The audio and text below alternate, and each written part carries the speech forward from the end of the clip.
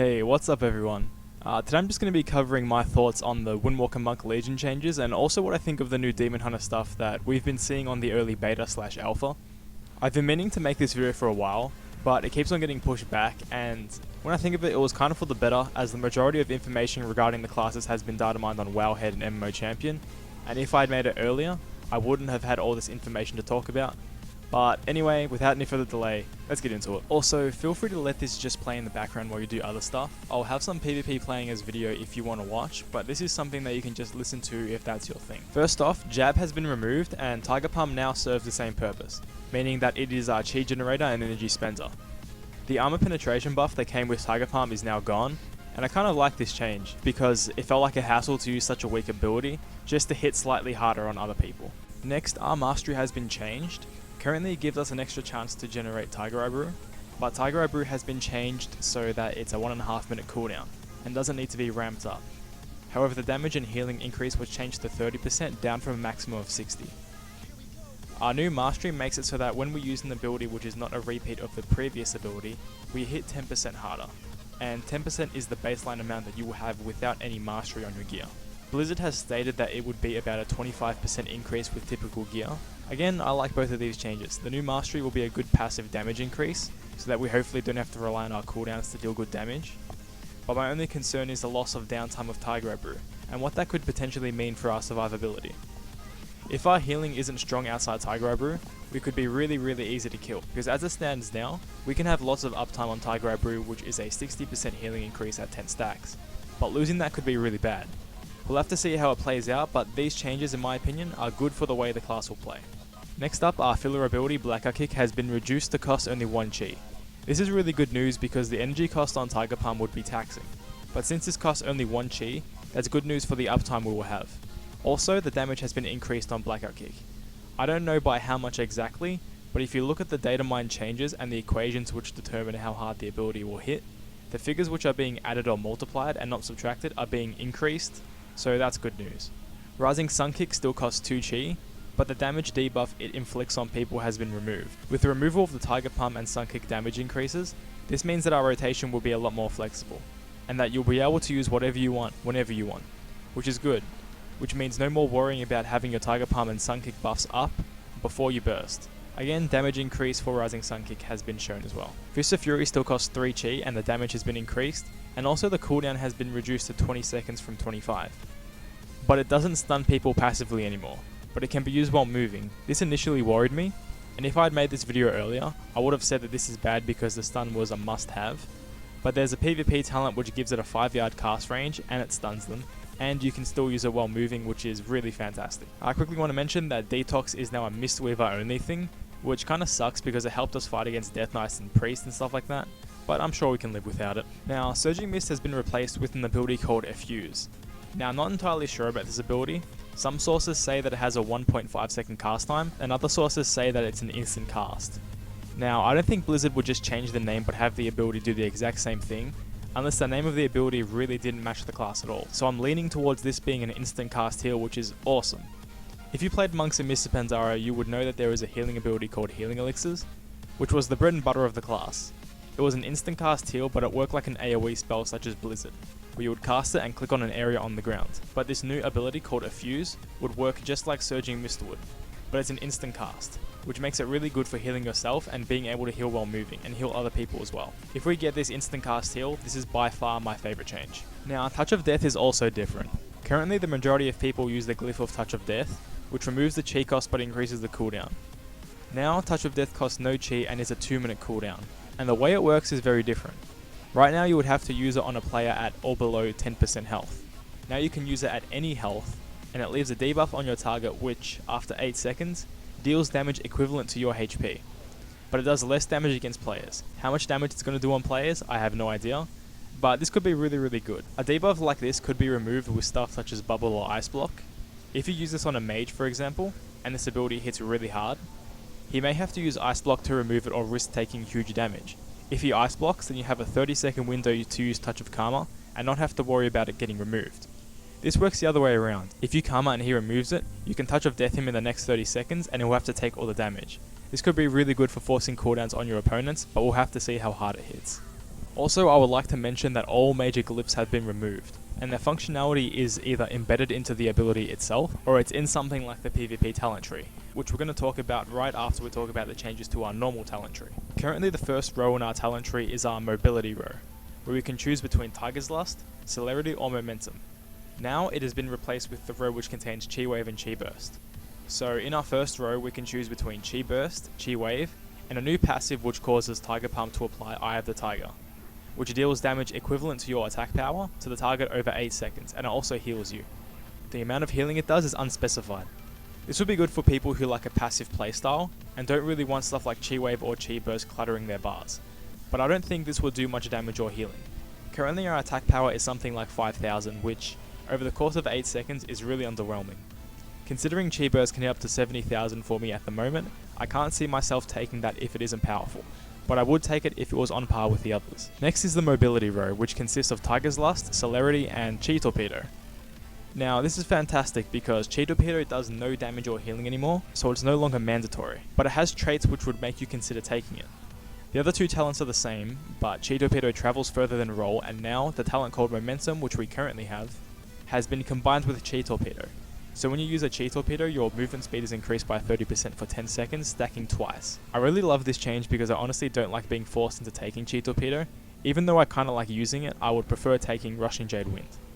On the topic of Rushing Jade Wind and Spinning Crane Kick, they both cost 1 Chi now instead of 40 energy, which means you won't be starved for energy trying to cast Jade Wind with your rotation.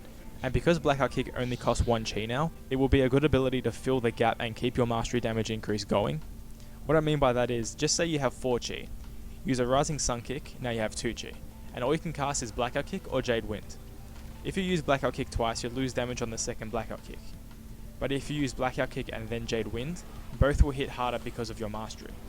I love this change and it really goes with the Blackout Kick reduced cost. Also the damage on Jade Wind has been increased, but again I don't know by how much. Let's just hope it's a big bonus though.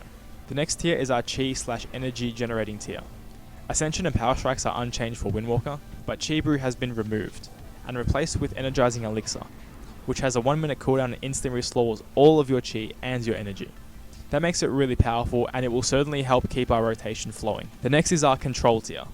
Charging Oxwave was removed and replaced with Dizzying Kicks, which makes your Blackout Kick slow your target down by 70% for 3 seconds. This is nice if you want to slow integrated with your normal rotation, but you have to ask yourself if it's worth losing Leg Sweep. Also, Ring of Peace has been changed. Anyone within the ring that uses a harmful spell or ability will be knocked outside of the ring, which makes it really powerful if you need to keep enemies away from you or another person. The next tier is exactly the same, so we don't need to go over it. But the tier after, which contains Invoke Zuen, Rushing Jade Wind, and a new passive to replace Chi Torpedo called Hit Combo, which increases your damage by 1% for every time you trigger your mastery. So every time you use an ability which wasn't a repeat of the previous one, you gain a stacking damage increase, up to a maximum of 10%. Again, this is for people who want a passive damage increase, rather than something that you have to use. This buff also doesn't have a duration, and it will stay on so long as you don't repeat an ability, which makes it a choice to consider. Zuen hasn't been changed, and it will still break CC, so I don't think that will be taken, which is a shame. And we already discussed that Rushing Jade Wind hits harder and costs 1 Chi, so let's move on to the final tier, which is really exciting for me personally. The last tier currently has Chi Explosion, Hurricane Strike and Serenity. In the new tier we still have Serenity, but Chi Explosion has been replaced with Chi Orbit, which generates an orb around you every 5 seconds up to a maximum of 4 orbs. These orbs explode on contact with an enemy for damage equal to 3 times your attack power, which is about 15,000 damage per orb. Again, a really nice passive choice. And now Hurricane Strike has been replaced with Spinning Dragon Strike, which costs nothing, no Chi or energy, and has a 20-second cooldown. And it deals a huge amount of damage to everyone around you, so it's an AoE ability, and the damage is not spread or split, making it an insane AoE cleave ability. Interestingly, this ability can only be used if Fist of Fury and Rising Sun Kick are both on cooldown, so our burst rotation with this ability would likely be use cooldowns into a full Fist of Fury, into a Rising Sun Kick, into a Spinning Dragon Strike. Considering the cooldown of the ability and how it is replacing Hurricane Strike, which did a ton of damage, I can see this ability critting 100,000 to 150,000, however this is purely speculation. But I can do up to 220,000 with Hurricane Strike right now, and around the same if not more with Fist of Fury if I get lucky with critical hits. The cooldown is less than half of Hurricane Strike, and judging by the math in the tooltip, it would hit slightly less, but it does it instantly in one hit and not 20 or more hits like Hurricane Strike does. The good thing about a hard hitting ability being one hit rather than 20 or more is that to get the maximum damage out of an ability such as Hurricane Strike, every single individual hit would need to crit and multi-strike, which is basically never going to happen. But in Legion, multi-strike is gone, and because this ability is one big hit, you'll get its maximum potential damage if it crits, rather than having 30% crit chance and needing a crit for every 20 hits of Hurricane Strike. So I personally think this ability is going to hit really, really hard, and I got my mindset on taking this ability already. Lastly, let's talk about the PvP talent tree for Windwalkers, and I gotta say, every talent in this tree that is unique to Windwalkers is incredible. The first and second row are the same for each class. Basically, the first row is your CC breaker tier. You can choose between a 2-minute cooldown PvP trinket, which gets you out of everything, or you can choose a passive, which gets you out of any CC which lasts more than 5 seconds, soon after it is applied, with a 1.5-minute cooldown. And lastly, there's a passive which reduces the cooldown of all CC by 25% at all times. How you want to play it is up to you, but I like having these choices available to me. The next row is a damage increase row. You can choose between doing 15% increased damage, but being damage cancels the effect, which makes it kind of bad for melee. There's Mind Quickness, which is a 15% haste increase, which is really good for us because it can speed up our rotation and energy regen. And then there's Initiation, which increases your crit chance on targets at 80% health by 30%, which is really good for guaranteeing crits on enemies who are sitting at high HP and catching them off guard. Now we get into the Windwalker Monk specific stuff. The third row is a movement row. First we got Maneuverability, which grants you an extra charge of roll and I would assume Cheat Torpedo if you took it. But if you combine this with Celerity, that's 4 charges of roll, which is mental. This next one is really interesting but confusing. It's called Twin Spirit, and it allows you to have 2 Transcendent Spirits at once, and using your teleport will transfer you to your closest spirit. This could be good for having a spirit at each pillar in an arena, such as Tiger's Peak, so if your opponent runs behind either one, you can teleport to them regardless of which pillar they are at. But that could easily get really confusing. And lastly, we got Fast Feet, which increases your movement speed by 10% after you're attacked. Not a huge increase, but a passive increase if that's what you like. The fourth tier is really interesting. First we got Whirling Kicks, which makes your spinning crane kick increase movement speed by up to 100%, and heal you for 10% of your max HP over 5 seconds. The number of people you hit with crane kick increases the effect. Now, this could be really, really powerful if it works with Rushing Jade Wind, as it would allow you to have a passive speed increase and heal going off constantly. I don't see why it wouldn't work with Jade Wind, because if it didn't, then that's a choice of a talent gone for the class, but we'll have to wait and see. Next we have Fortifying Brew, which has half the cooldown it used to, so 1.5 minutes, and there aren't any changes to its damage reduction and HP increase of 20%. And then lastly we got Zen Meditation, which makes you take 90% less damage for 4 seconds. A big change is that it isn't broken by melee attacks anymore, but it can still be interrupted, I would assume. For the 5th tier, we start off with Yulon's Gift, which is essentially Freedom Roll as a talent. So rolling or using Serpent Kick removes all snares when you use it. Then we have Double Dragon, which gives you 2 charges of Serpent Kick. Honestly, that sounds so awesome, I don't think I can refuse to take it. And then we have Ride the Wind, which makes your Serpent Kick leave a trail of wind behind you, which, when people walk through it, have movement impairing effects suppressed, and they move faster while they're in it. This is really good to increase team mobility, or save them from a sticky situation. It could also be really strong for helping a flag carrier capture flag in somewhere like Warsong Gulch. You could Serpent Kick in front of him, along the middle of the battleground, and leave a trail behind you towards your base. And if he walks through it, he wouldn't be able to be slowed and would move faster while he stands in it, so this tier is a really, really nice one. The final tier is sounding really, really cool. First we have Rushing Tiger Palm, which gives your Tiger Palm a 10-yard range and gives it a charging effect. So when you use it, you dash towards your target, which effectively makes Tiger Palm a gap closer between running enemies, which is a really, really nice talent. Next we got the Fist of Fury talent, which makes Fist of Fury stun the target and have a 5-yard range, while keeping the castable while moving trait. Fantastic again. And then finally we have a very nostalgic ability, one which so many monks have been missing for a really, really long time. Spinning Fire Blossom has come back to us. For those of you who started monks in Wallace Adrenal, this ability used to be an aimed ability, where you would have to aim towards your target, and when you use Spinning Fire Blossom, it would hurl a blossom at your target, rooting them in place if it hit them.